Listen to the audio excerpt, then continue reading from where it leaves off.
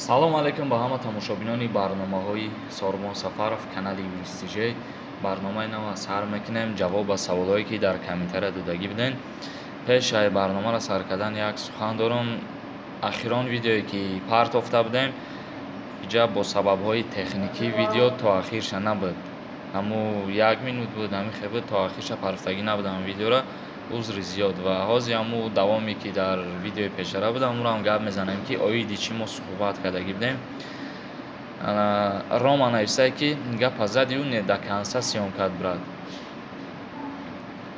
Митр нависае барои иваз кардани паспорт ба куҷо муроҷиат кунем мо муҳоҷирон?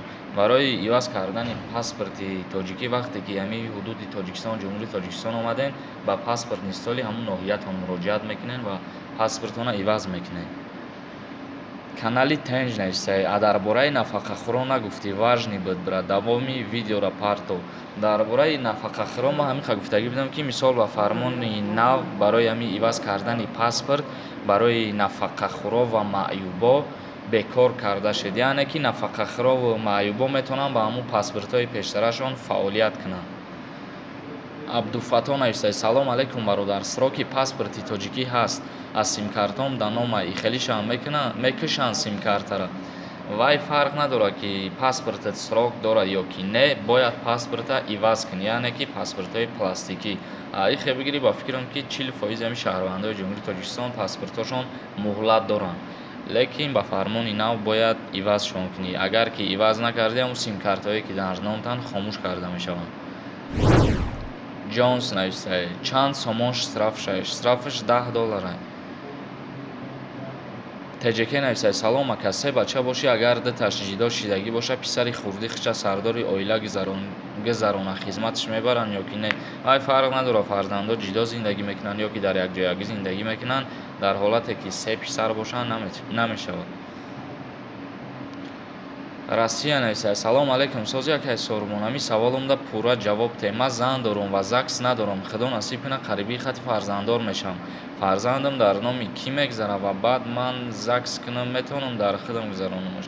Вай фарқ надорад ЗАГС дорӣ ё ки ЗАГС надорӣ, вай ҳуқуқи падарии худам муайян мекунӣ дар ҳолати метриска гирифтани фарзандат, яъне ки шаҳодатнома барои ҳам фарзанда гирифтанӣ кишидӣ, дар уҷа ҳуқуқи падарии худам муайян мекунӣ, яъне ки ба номи худат мегузаронӣ фарзанда.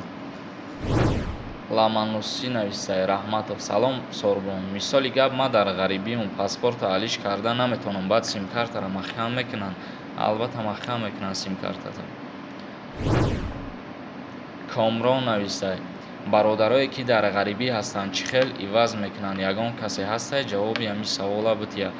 Вай иваз кардани паспортон ягон мушкилӣ надорад. Мушкилиш танҳо дар ҳамиае ки вақте шумо дар муҳоҷират қарор доред, дар ҳамун ҳолат симкартҳое ки ба номтон хомӯш карда мешавад ва кае ки шумо ба ватан баргаштед, метавонед паспорти худтона иваз кунед. И ягон мушкилӣ надорад.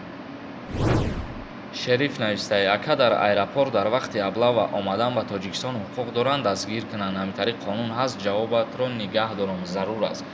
Дар қонун аблава вуҷуд надорад. Аблава дар ҳамун ҳолате мегузаронанд ки мисол шаҳрвандои ҷумҳурии Тоҷикистон ай хизмати ҳарбӣ дасткашӣ мекунанд, ба ҳамин хотир баъд маҷбур мешаванд ки аблава кунанд.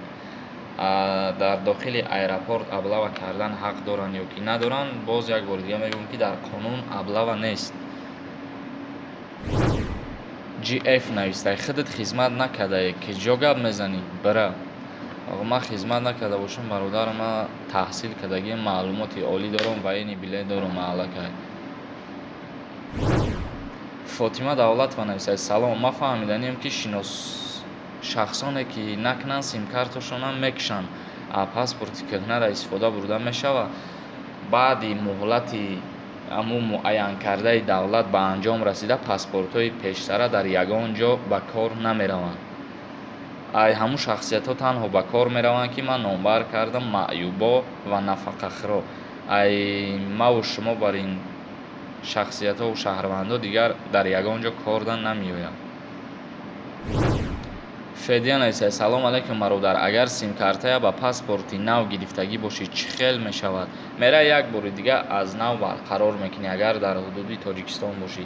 И фармон ҳамин хелае ки шахсоне ки айсари нав то ҳамун ҳолати гуфтагишонро намеоянд, симкартаҳошон айсари нав барқарор намекунанд, ай ҳама хомӯш карда мешавад. Вай фарқ надорад ки паспорти кӯҳна дорад ё ки паспорти нав дорад, ай ҳама хомӯш мешавад дар ҳолати аз нав ба қайд нагирифтан.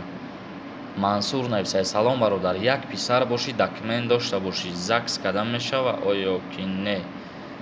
Албатта ки мешавад.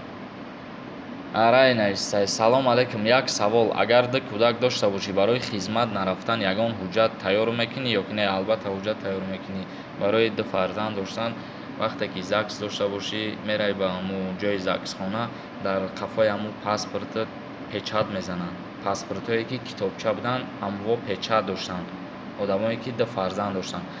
Паспортое ки пластикиянд, дар уҷа ба тариқи ҳамун компютерӣ дар дохили ҳамун паспорти пластикӣ қайд мекунанд ки дар ҳақиқат соҳиби ду фарзандӣ, ва дар ҳолате ки дастгир мекунанд ба военкомат мебаранд, уҷа тафтиш мекунанд, дар ваё мебирояд ки дар ҳақиқат соҳиби ду фарзанд ҳастӣ. Канали Орзу нависад: туда гап нест брат, ҳамин ҷавобое ки моро мегӣ як кам оғозшон кун. Як аз дига нависад ки салом алайкум, як нишондиҳанда чанд сомониро дар бар мегирад? Номаш Сулаймон. Як нишондиҳанда баробар ба 55 сомон аст.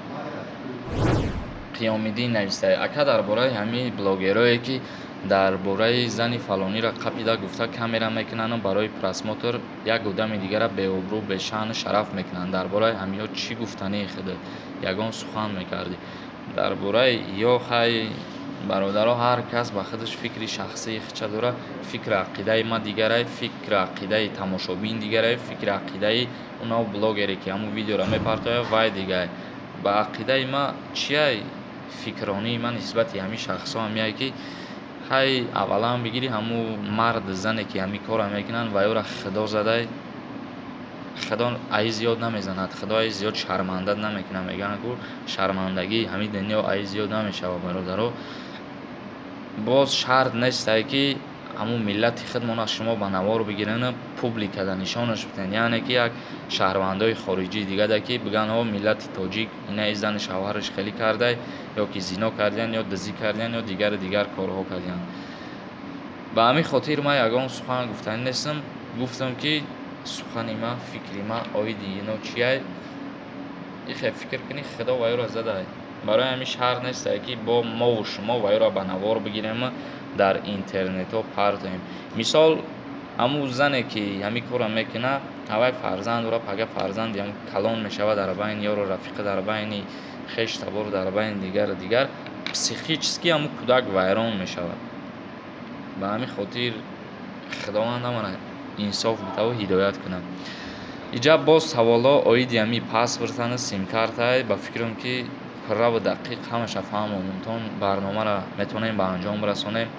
Боз ягон саволи дига боша, саволтонро метавонед дар поини ҳамин видео пешкаш бикунед. Чанд кас дига нависад ки рақамҳои телефон табте корои срочни дорем. Ҳамун рақамҳои вайбера ман гуфтагӣ будам дар видеои пештара. Метавонед дар вайбер бинависед, дархостона пешниҳод бикунед. танҳо дар вайбер 501 33 86 33 ва дар канали ман юрист тиҷей подписатсия кунед. Худоҳофиз ҳама каса.